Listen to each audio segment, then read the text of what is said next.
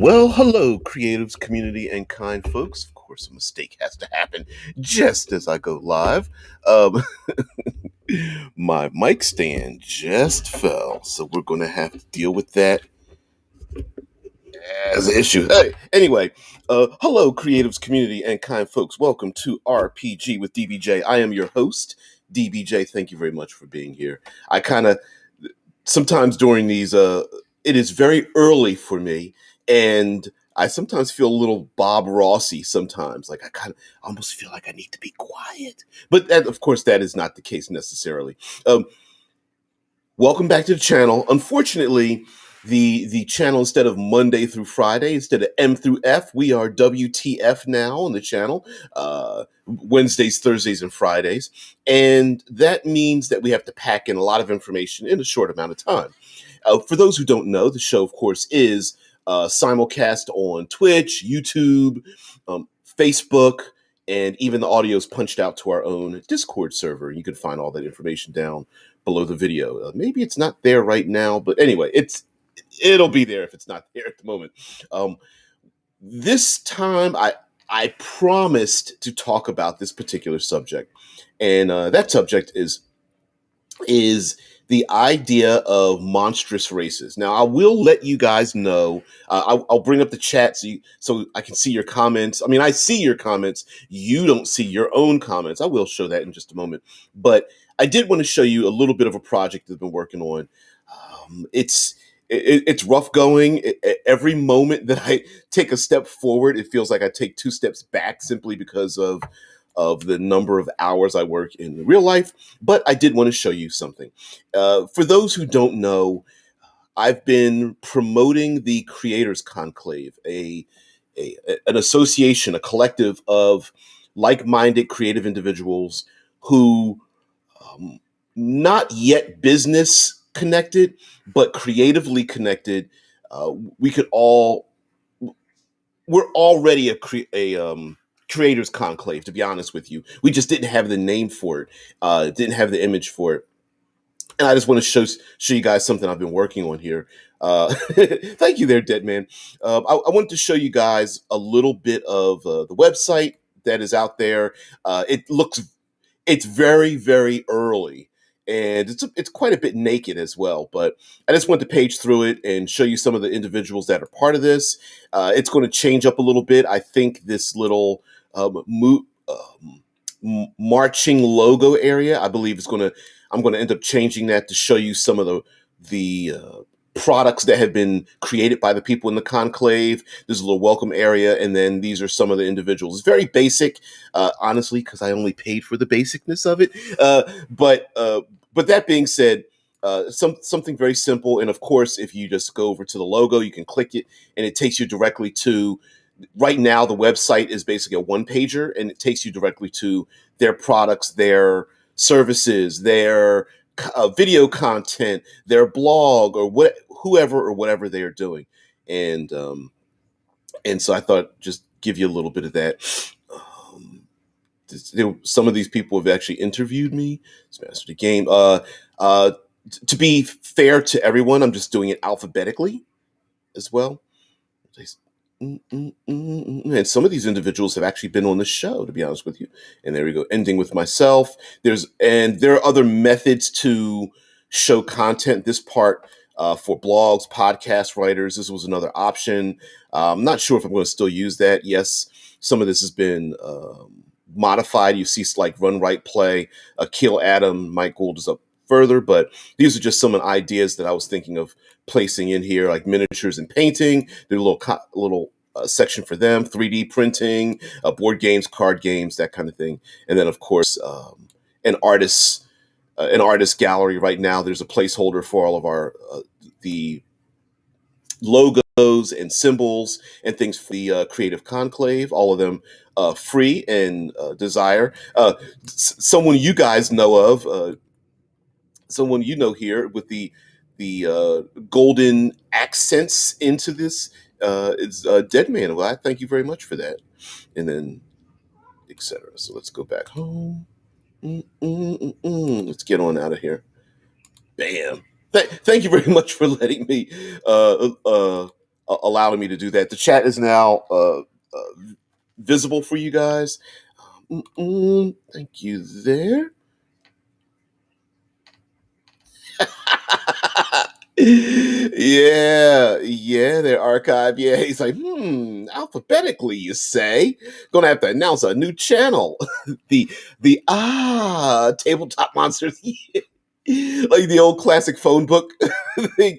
AAA, fill in the blank, right? Uh, mm, mm, mm, mm. All right, so this time we're going to talk about monstrous races. Now, the we're going to have to get on the same page when it comes to monstrous races. More likely than not, this actually works for science fiction, but in Dungeons and Dragons, monstrous races have been around for a long time. Just their implementation within the classic strata has changed, and I can tell you why. Um, One of the things about monstrous races is that, first of all, we need to get on the same page of what is a monstrous race?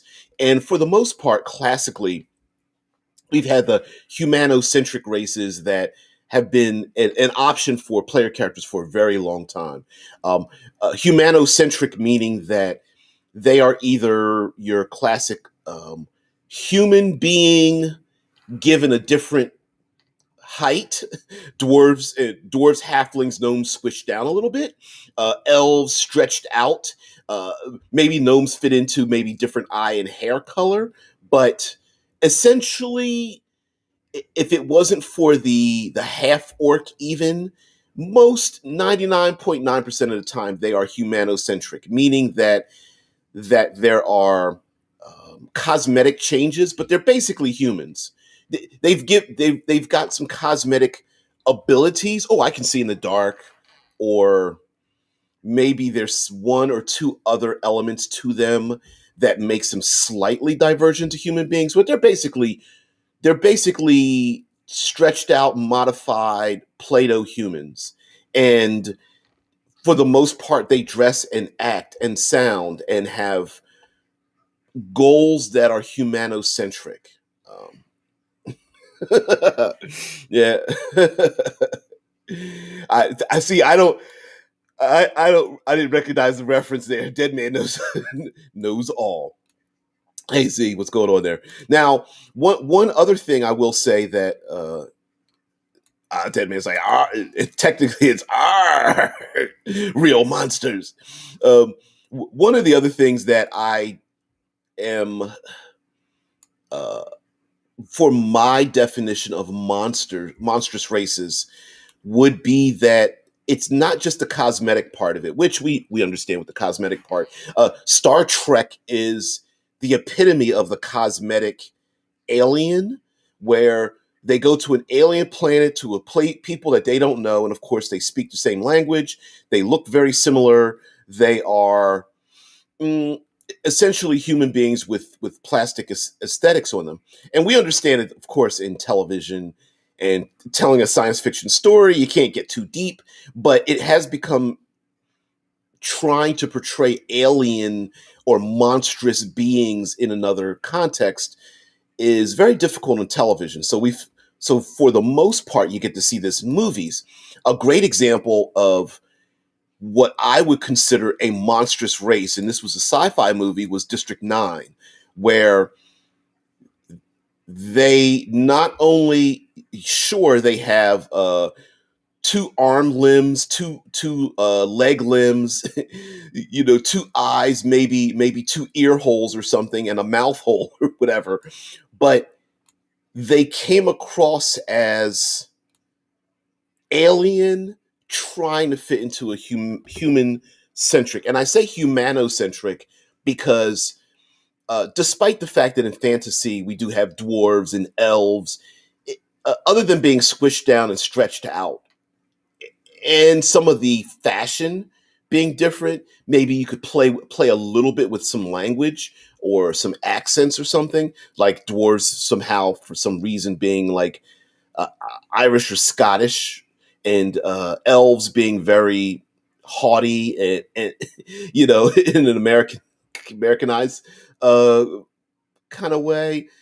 There, they're not really monstrous. I think monstrous races are creatures and monsters that have personalities and a look and capabilities and desires and goals, both instinctual and intellectual, that don't fall in line with humans. And that can be a little bit difficult because, for the most part, unfortunately, players tend to gravitate towards wanting to play monstrous races simply for the stat and ability bumps, right? It's the because it's the classic. Right now, it's the drow elf tiefling dragonborn desire, right? Where you could, if you offered a player character, well, you can just play a human who just happens to, within the setting, have the abilities of a dragonborn. Well, why are they playing a dragonborn, right? Um, I mean, dragonborn, the oft times the way people play them, they're just wearing regular clothes. They don't understand why someone doesn't like them.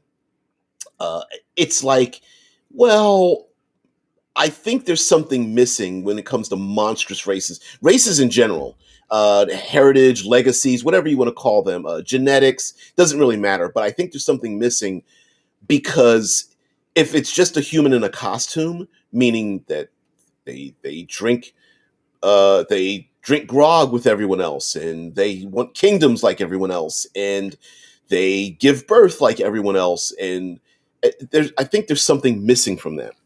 Uh, so, ooh, that's a big block. Okay, Zamar says, I would also add in Super 8. I'll put up your comment in just a moment. I'm not sure if the whole thing will show up. That creature didn't have human anatomy, though it did have a human diet. It ate, it ate people, but it was smart enough to make and pilot a starship. Yes, for those who, that movie didn't really hit too hard, unfortunately, but Super 8 was a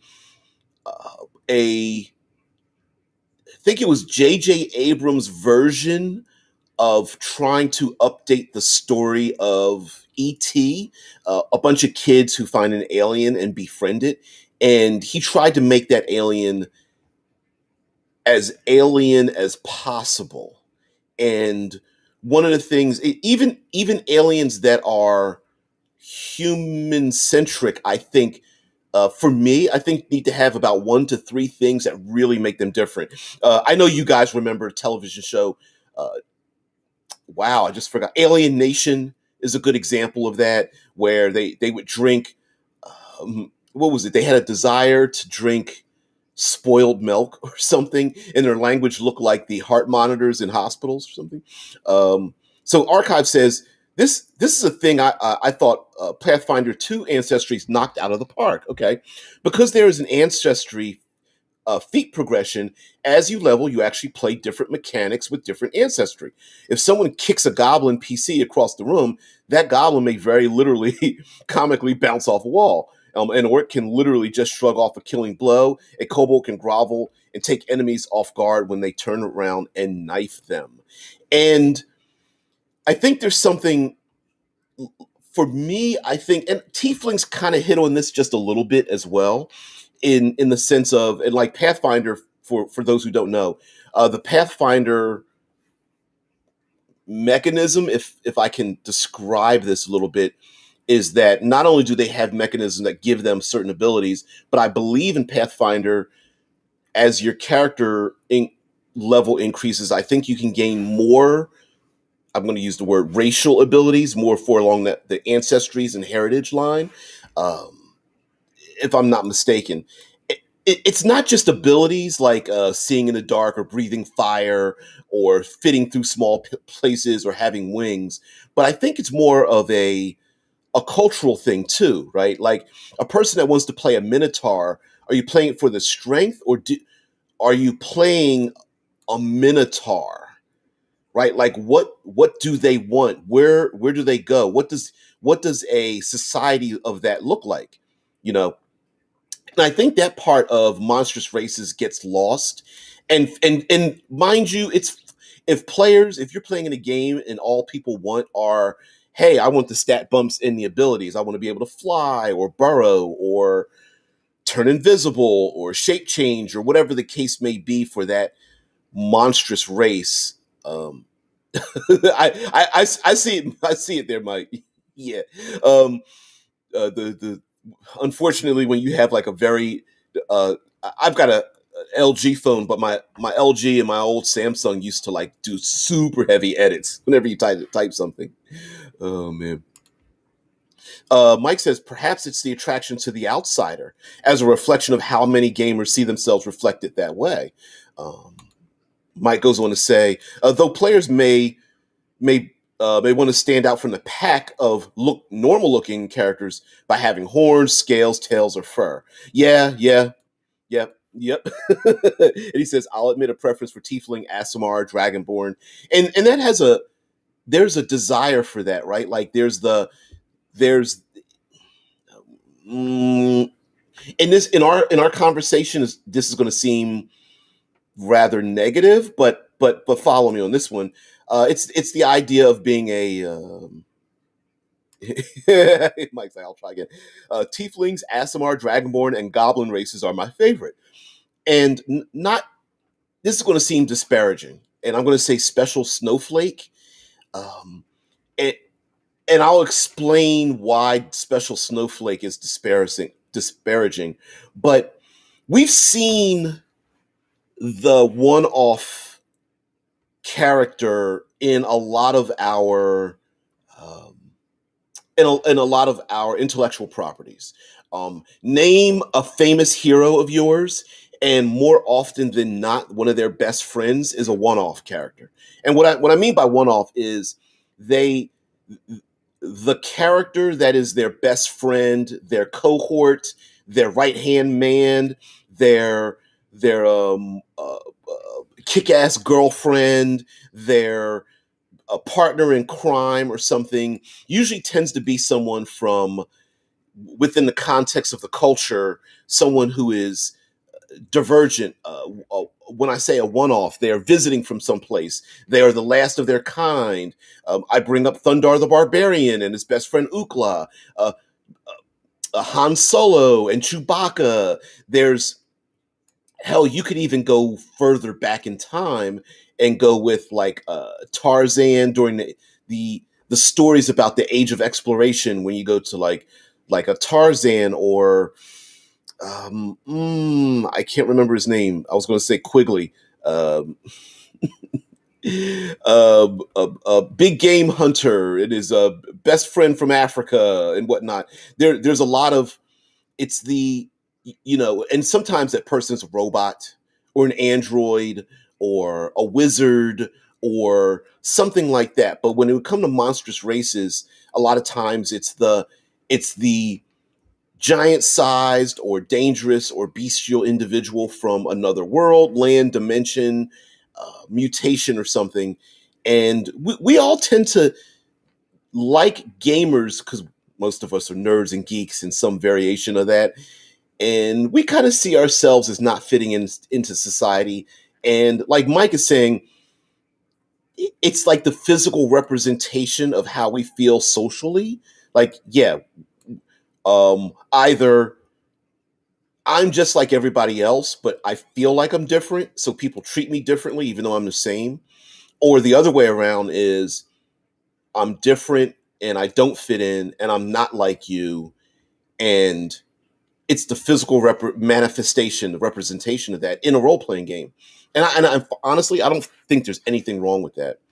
Um, I think the problem comes along in that, unlike, say, a character like Han Solo, who is an individual, or a Tarzan, or uh, um, man, it's hard for me to come up with many that off the top of my head, but it, those stories tend to be written by authors who are able to focus the attention on the main character and then have a bunch of side characters. There's Luke Skywalker, and then of course there's R2D2 and C3PO as side characters.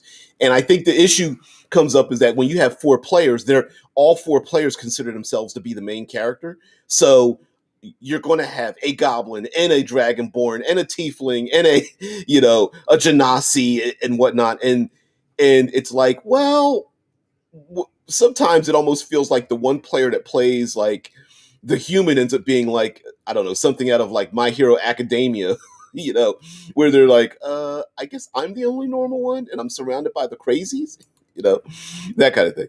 Okay, getting back into our co-hosts, Zamara says, I see what you were saying, Mike, but I feel the most interesting part of playing a monstrous race would be playing non-humanoid mindsets, which is kind of where I'm thinking of. The lizard brain of lizard folk, or the hunter's cunning of Yuan Ti, or even the forced good or evil of Asimar or Tieflings. Yeah, for me, I feel like what's the best part of them being non-human? If they drink beer and they wear the same fashions and they want to create uh, empires, and there's not much different for them. Is the challenge playing a essentially an other racial Uncle Tom or something, where, hey, just I'm a giant minotaur living in a human society, and the other minotaurs look at the PC like, you're not one of us? Or is it cool? Does the minotaur player character want to, I don't know, create a maze or get married to a cow like, woman or something, or whatever their desires are, right? Because I've always felt that way, honestly, with like gnomes and halflings. Like, what does their society even look like if they have one, and why don't they have one, right? And I think monstrous races kind of skirt that border, because most of us really, we wouldn't know what monsters, like what their society would be, what are their desires, their religion and their economy and whatnot. I think we can play. I think some fun things to play with are just little things like eating habits and sleeping habits, and uh, habits of like, how do you greet someone and how do you show affection. If you're playing a canine or a lupine character, like, do you walk in on people's private intimate moments and curl up at the foot of the bed or something? Or like, do you take loyalty like a loyal dog or something? Like, do you take loyalty to a new level where you look at your pack and you're willing to die for them or something? Do you smell people's asses? I don't know, something like that. Anyway, my co-host say, Mike says, the table I'm playing at features a dragonborn, a genasi, and a half orc. I'm the least unusual with the half orc. Yeah, yeah, you are definitely the least unusual in that group. Zamar says, note, my lizard folk who now canon keeps a sack of fingers to snack on and collect snacks after every battle. Right, it's those little things. Now, sure, does it turn my stomach? Of course, but do I love it? Yeah, yeah, right. And much going back to like District 9, I think there's another intellectual property, but like in District 9, it was cat food that they were trading, that they really loved. I mean, they were literally trading alien weaponry for cat food. That's a pretty high addiction to something. But yeah. um all right, Archive says, there's a lot of difficulty in actually playing a monstrous race and coming into situations with an actual alien mindset and cultural norms, especially from the relatively brutal societies that monstrous races are portrayed as having. Also, if you do role play it well, it may not be well received at the table. I can't agree with you more, because most of the monsters are classically evil, and I'm air quoting, right? That it's ogres want to ravage the countryside. Many of them are cannibalistic in some kind of way, or they are born from loyal to in servitude to an evil power above them. I kind of bring up tieflings in that regard, right? Like, your tieflings, as an example, in my setting, tieflings are fey origins. They are not um, infernal origined at all. They are far more they follow the lines of like satyrs and things like that. But if you have an infernal ancestry of any sort, what does that say about you and the world that accepts or doesn't accept you? And why would the world accept you or not accept you? And are you still just a person who likes to drink grog and is into regular fashion, or are there some eternal and infernal goals that you and your society have? Because a lot of times monstrous race characters are pretty self-centered. It's like, what do I want? What's going on? It very rarely has to do with returning home to breed, or having an expectation of loyalty to your people, or uh, uh, doing, I don't know, maybe there's a special hunt that you have to go on, or certain types of rituals that happen every 13 cycles or whatnot with your people, and does the player engage in those things? And I really like that. Mike responds to Z saying, I really get into the mindset. I literally have an orc language I speak at the table. I preach the doctrines of the culture and gods. Yeah. Yeah, Mike's like, player tables look like a zoo normally. And I think one of the issues too is you there's so many players now that want to be one-offs, that I don't want to say it breaks the immersion, but it's like, well, if everyone's a one-off, what's the goal, right? Yes, I understand the goal might be kill the big evil bad. And there's nothing wrong with killing the evil bad. That's, of course, you want to punch the evil lich in the throat. But okay, so when you give out rewards, or when the evil threatens the countryside and whatnot, what do they consider to be a threat? Like, lizard folk might, I don't know, they might pack up and leave, right? If their culture is like, no, we're nomadic, like orcs, goblinoids, right? They're a nomadic horde. Why wouldn't just nomadic PC just leave? Like, is there like, would they consider the same threats to their culture as humans? Like, Mike has his orc tribes like a canine, a Khanite. I'm mispronouncing it. Sorry about that. Khanate. Oof. Uh, Probably very close to like Mongolian type. Evil lich. Maybe their people were just like, I guess we're out. Archive says, I remember playing an orc who had an NPC friend who fell in single combat, wounded, but perhaps not mortally so. We'll never know. The enemy left them behind. So the orc knelt down and says, "You fought well. I will honor you, brother," and killed them. It was not especially well received, even though I maintain it was great role play. And those are their side note, great book. They're going to do a update of this, but there's an old show called Shogun, and it was about European sailors. It actually focused on one sailor, but European sailors go over to Japan, and it is their first encounter with what to them was an alien culture. The Japanese culture was completely alien to the Europeans, and uh, the main character, ends up getting pulled into this culture, and he's got to navigate this culture that has nothing to do with his own culture. And the idea of killing yourself for a principle was just completely alien to these European colonists.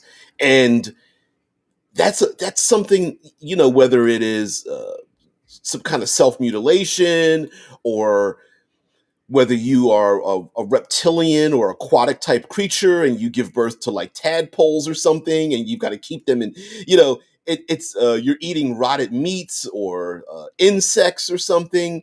um I don't know, I just feel like there's, with monstrous races, i would tr- I understand a player may want a particular capability, and try to convince them, like, yeah, try to, maybe you might want to get something little bit deeper into it. Deadman brings up the fact that the second edition AD&D monstrous manual had fairly in-depth social setting materials, and mind you, you could probably, I would guess, most of the Dragon magazine and the monstrous manual, what's it called, ecologies, are probably somewhere online. And so if a player wanted to, it's the players that like want to play. I want to play a mind flayer, and it's like, well, considering their society, are you sure you want to play a mind flayer? Because you don't have as much free will as you think you do. Not that you couldn't just change it.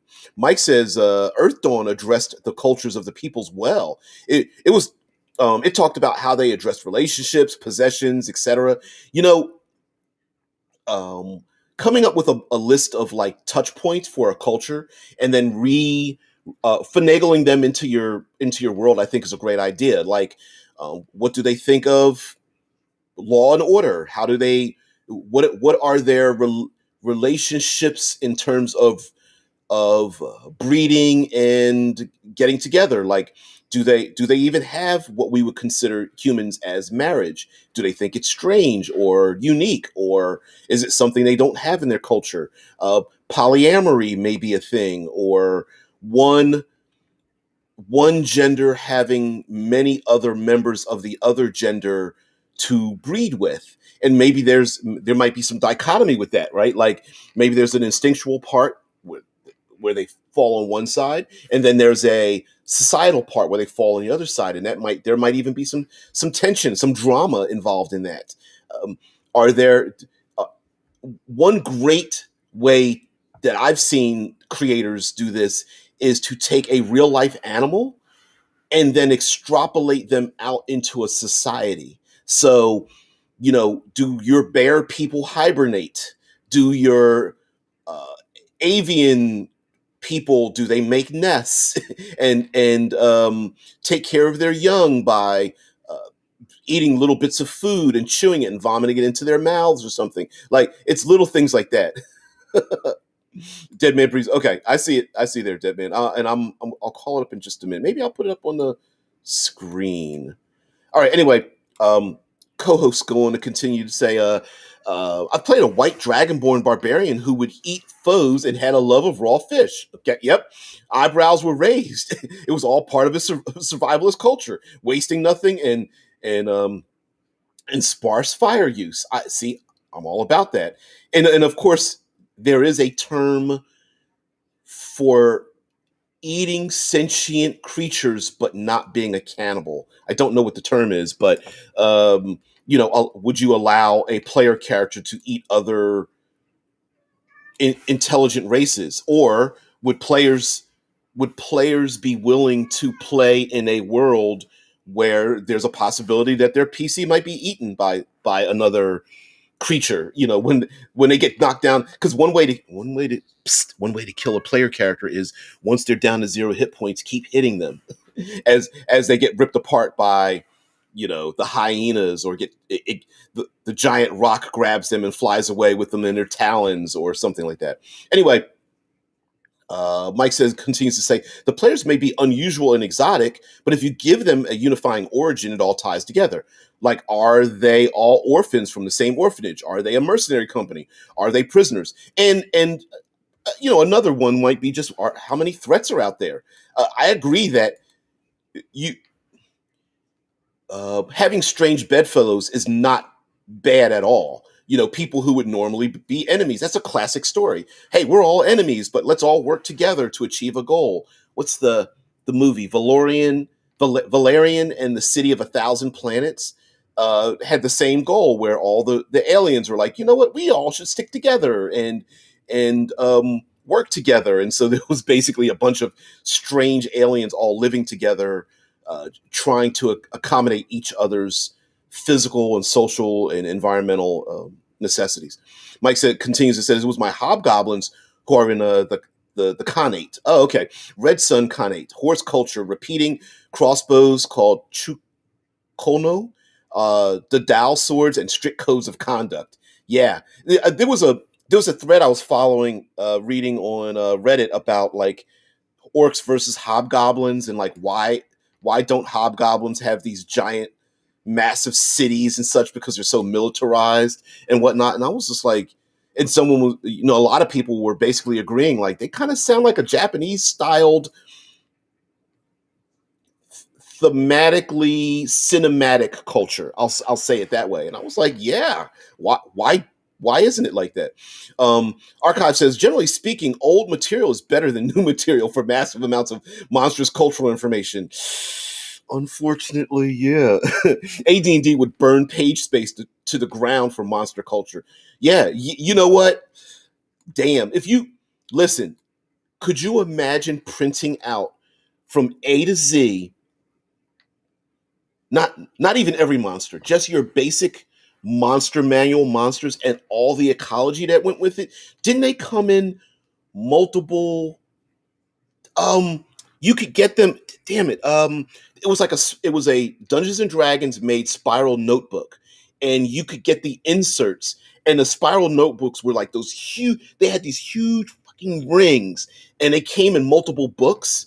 I can't remember. All right, anyway, Dead Man says it's Dragon Plus now. I'll throw the link into the Discord, and let me see, is there any, the Dragon Plus magazine, let me see if I can draw it, bring it up. And sorry about this. I'm going to. All right, I'll turn that. I got to turn it back on and get the tab here for the Dragon Plus. There it goes. All right, and I'll bring this up. And just sorry, I know you can hear my fingers clicking. I apologize for that. There's a Dragon Plus magazine. I could make it bigger, but I'll have to get rid of the chat. Hmm. Hmm. Some very interesting stuff there. All right. Cool. Cool. Cool. Cool. Cool. Oops. Let's flip. Let's flip this back. All right. Sorry guys. I know you guys got a bunch of comments here. Let's see. Mike's world. The Khanate, the Hobgoblins, they live alongside Oni in a political setting that features a three-member rulership, one leader and two advisors. There may well be an Oni advisor and, on rare occasions, an Oni Khan over Hobgoblins.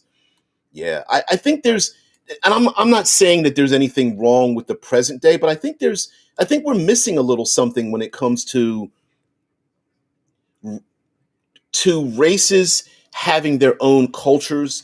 And it doesn't mean that you like for example, like in Mike's world, where I believe, I don't know which one, whether it's Thol or Ember, I apologize, but having having the hobgoblins dominate a land means that all the players that go there now have a different mind, now need to accommodate themselves to a different mindset, and we often don't see that in fantasy. I mean, we've got our humans, we've got our dwarves and elves. Beyond that, very little. Like, what does a tiefling society look like?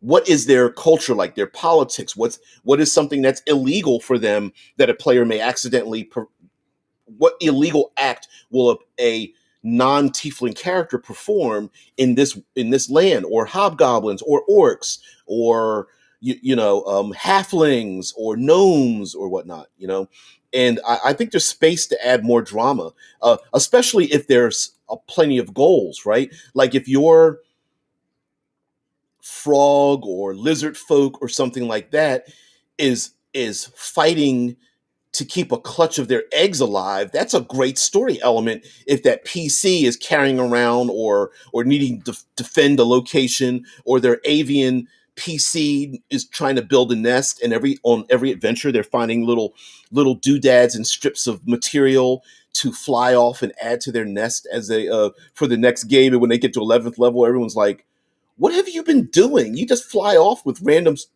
bits and baubles and stuff, and you come to find out that they've been knitting a nest for give birth to their young or something. Or I don't know, maybe there's a hibernation, or they spin themselves in a cocoon or whatever. And I think there's space for a lot of that stuff. Mike says it's the ecology of orcs in Dragon Magazine from the 80s that spawned my love of orcs. I get why they do what they do. It all spawns from the tale of Groomsh. Yeah, there's a lot of why do they do what they do, based on the Dungeons and Dragons gods, how Groomsh got an eye poked out or something. No, it was an elf that got his eye poked out by Groomsh, and the other goodly races kicked Groomsh to the curb, and it goes back and forth. Yeah, yeah. Mm-mm-mm. Z says, as you might imagine, this really changes how their naming system works, with only a handful of names passed down over dozens of generations and many repeating personalities. Ooh, yes. And also, I think there's space for us to recontextualize a lot of that as well. Meaning, like instead of because I bring up the term goblinoids a lot, but maybe it's instead of us looking at them like, oh, they're the evil horde, maybe society starts to look at them differently, or maybe there's a chance for us to look at them differently instead of them being the evil horde. You're like, maybe they've been pushed out of their lands, or they've been persecuted for generations and are tired of it, or the resources are limited, or it's a decree by their gods, or any number of things, right? And it might be a better way of, instead of looking at them like maybe they're just not evil hordes, maybe they're just nomadic, right? And we've moved our society in their way, forcing us to stop their culture, and maybe that's where the conflict comes from. Could be like a giant misunderstanding kind of thing. Vampanoid says, I don't need the headache of keeping the party together. That's the bad side to it, right? Yeah.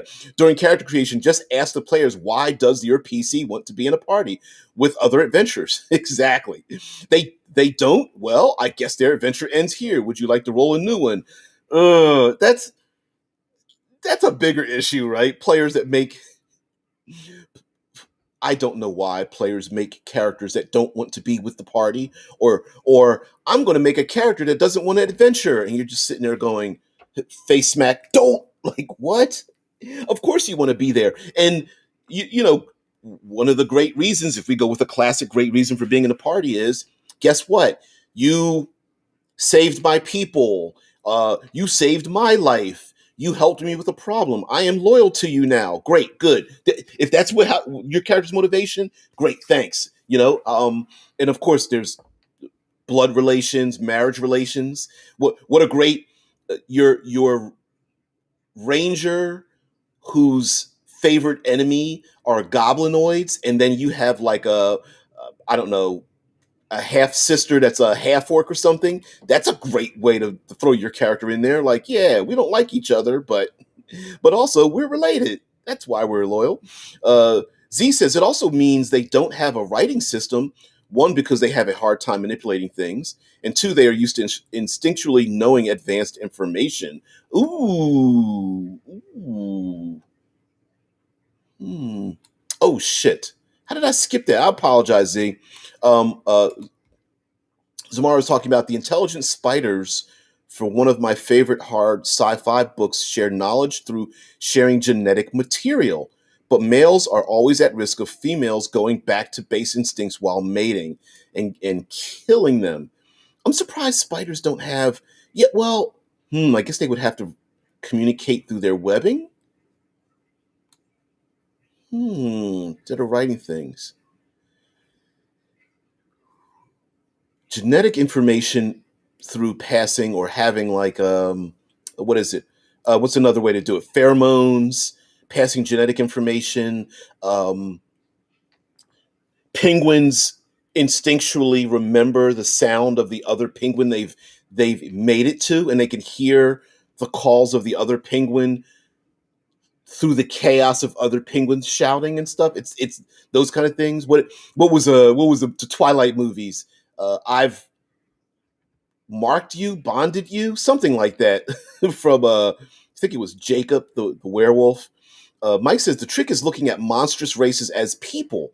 When we see them as cultures based on environmental and social conditions, understanding follows. Exactly. Whether it is going go back to the canine or lupine people, maybe they're very territorial and loyal, and they consider their pack to be one of theirs. And if the PCs understand that, then you go, oh, that's why this person won't leave their people, right? Because they're part of the pack. Or maybe there's an alpha male, and fighting for the alpha position is very important.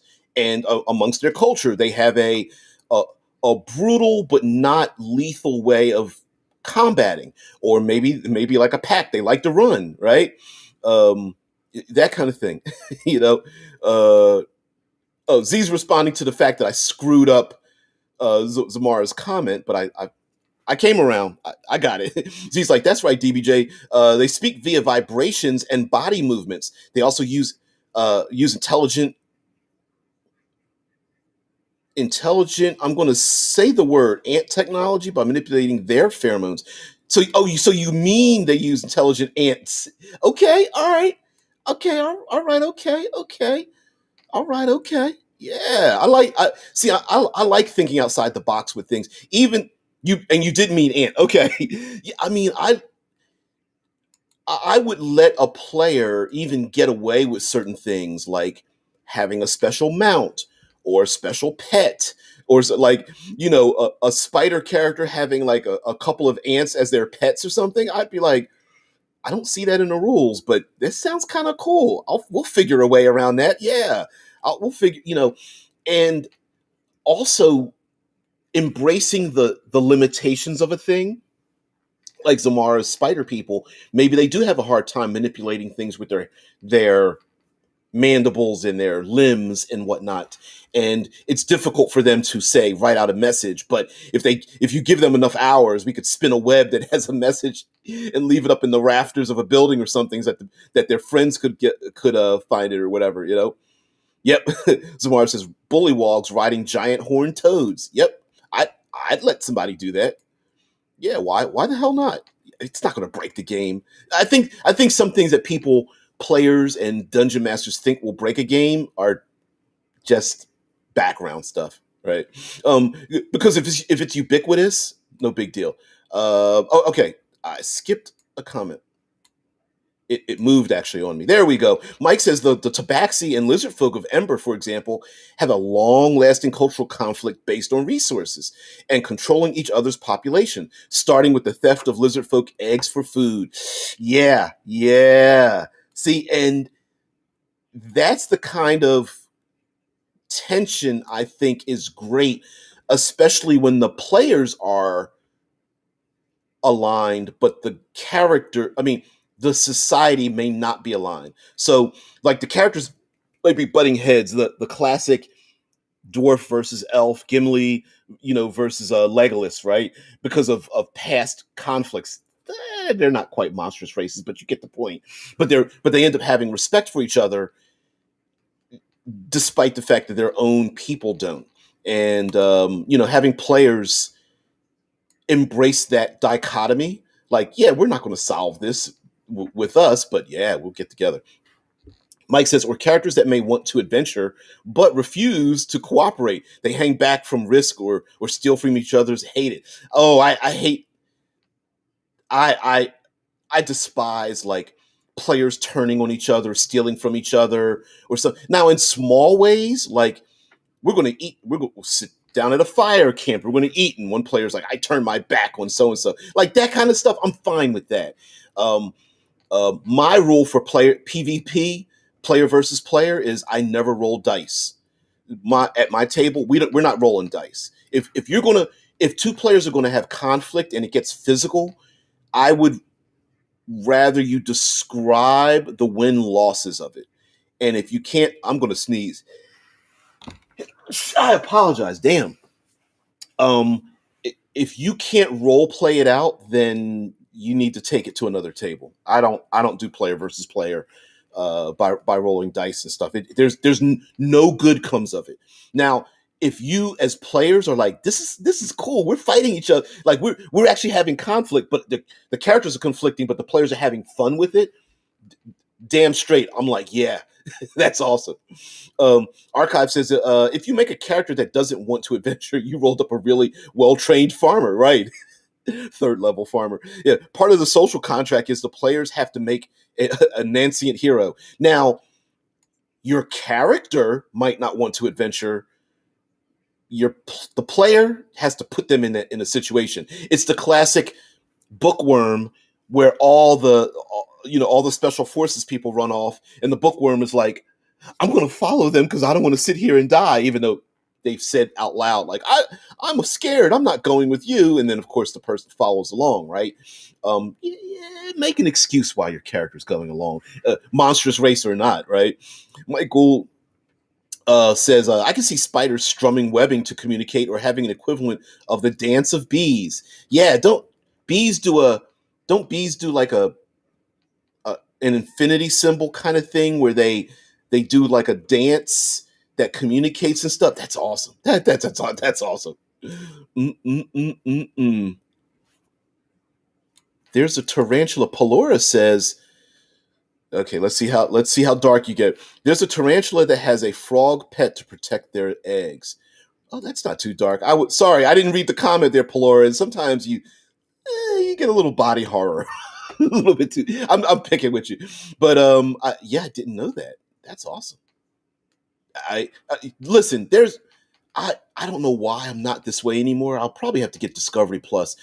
I used to, as a kid, I used to run home back in the day when television, you only watched things when you at the specific time they came on. Uh, there were nature shows, and I used to run home and turn them on in a minute because there were some amazing things on those shows. The hell, even nowadays they have like the most poisonous animals, the dangerous predators, and stuff, and they're great. They're great to pull from.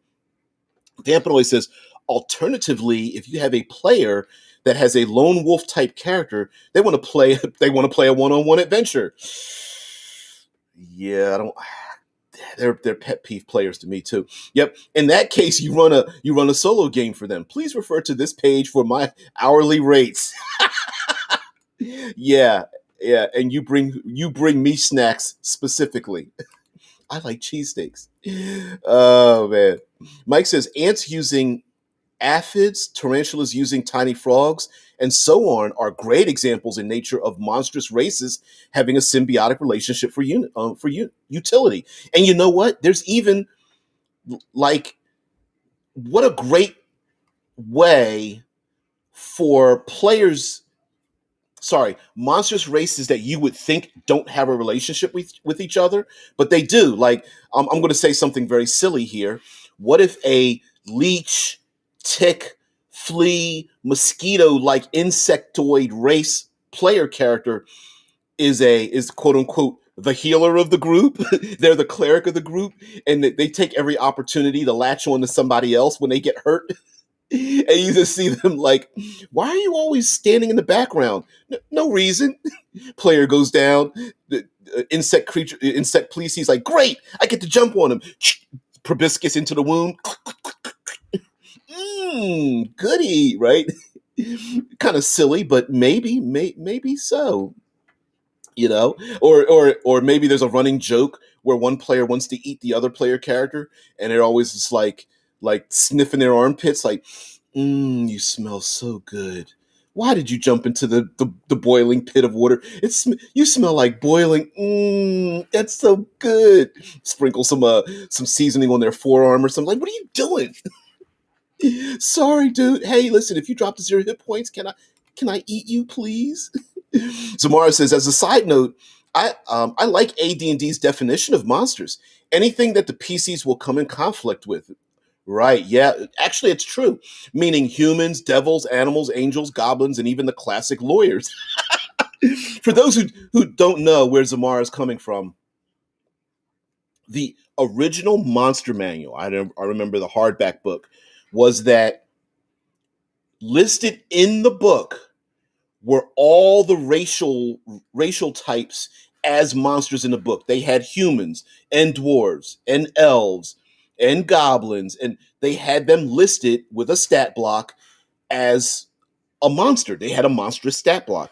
And well, there is that, but there isn't that, right? Because they list humanocentric NPCs separately from monsters in, say, for example, 5th edition. So you have like bandits, thugs, guards, knights, gladiators. Like they're separated from that. They're not mixed into the alphabetical thing, which makes it come across like they are two separate entities. And I think there's something lost in that, right? Because it makes it's why there was a big deal about changing goblins and the goblinoids away from their age of exploration brown folk foreign folk ideal into something that's accepted, because like Mike said, mentioned, you know, how many times do players play humans? Not very often.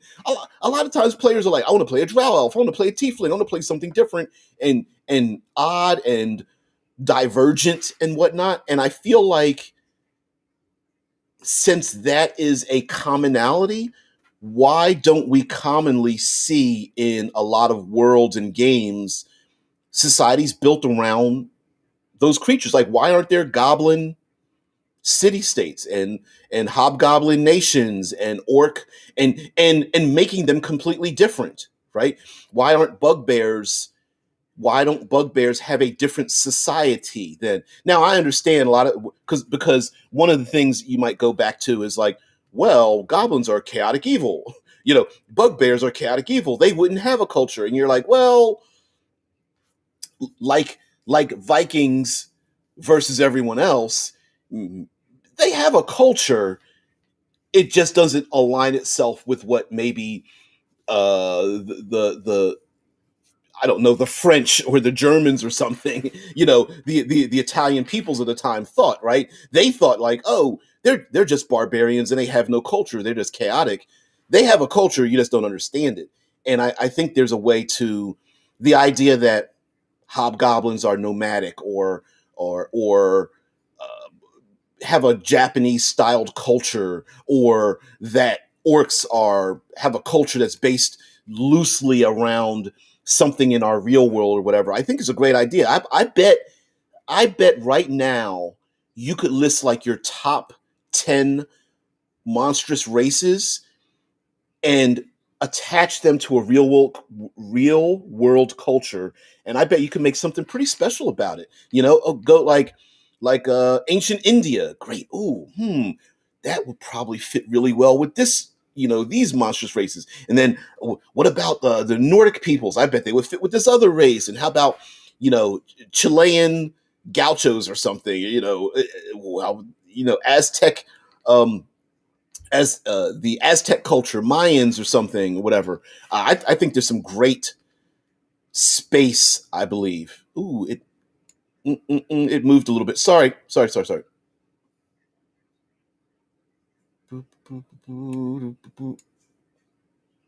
There we go. All right, chat moved a little bit on my end. Um, why did it? Oh. Damn. Sorry about that.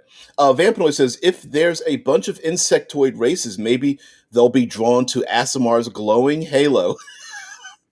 Zap. Ooh, Asimar keeps looking around. Stop following me. But it's so pretty. Halo, right? Let me see if I could do this.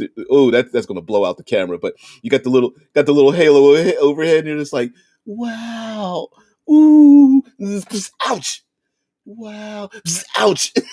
The Asimar is like, you do realize like that halo is my what is it, sacred weapon or whatever the hell it is. Like, I don't care. It's beautiful. It hurts so good. Mm-mm-mm. Come on, Halo. It hurts so good. Anyway, we've come to the end here. Thought we have some fun. We're going to talk about this, of course, tomorrow as well. Maybe we'll even come up with some like parameters, because I feel like there are. Yeah, and Mike says that reminds me. My youngest asked me to make a moth-based player race. Side note. For those who don't know, there is a. I have of course, it makes a lot of sense. I have a special place in my heart for role playing games based around, well, people of color, non traditional Eurocentric role playing games, and one of them is called Wagadu. Now, Wagadu is free. I'm getting to a point here. Wagadu is free and is based on Fifth Edition. The designers of Wagadu are making an MMO, a video game based on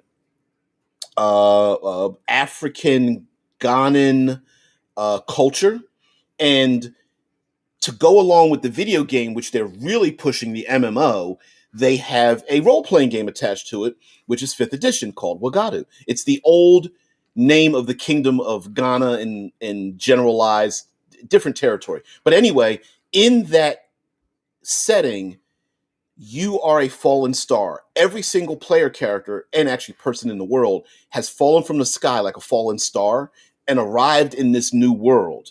And when you stand up from your impact, you are changed. You are different. And in it, you can play like a there's a moth-like creature. There are people that are based on herd animals like antelopes and water buffalo. They're all humanoid, right? There's elemental races in it, and it's actually pretty good. It's free. It's called Wagadu. I might even tap it in here. Uh, Z says, "Good morning, everyone. Have a wonderful day." Mike finishes off. Please remember, in Soviet Russia, monster is you. Yeah. Oh man. Hey, Z, everybody have a great one. We're getting to the end here. Thank you so much. I might look for one last thing. TRPG. Is that Wagadu Chronicles? Yep, that's it. The Wagadu Chronicles. And hmm.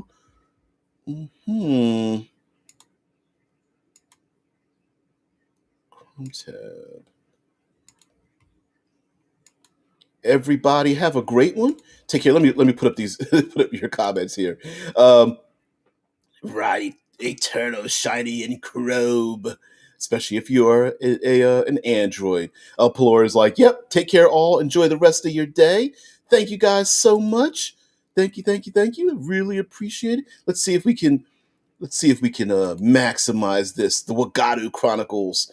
Yeah, it's a pretty good, pretty cool thing here. And just for those who want to take a look at a free downloadable game. This is it. Yep. Mm-mm-mm. Mm-mm-mm. And there's even a trailer for it and stuff. Yeah, pretty cool. 300 pages. Oh, the monstrous section is really good on this one. Mm-mm-mm. Ba, ba, ba, ba. Twin drums. Anyway, guys, thank you so much for being part of the show. I appreciate it. Everyone have a great day. And like Mike Pelor says, have a great one. Mike says, right, eternal shiny. Thank you very much, guys. I'll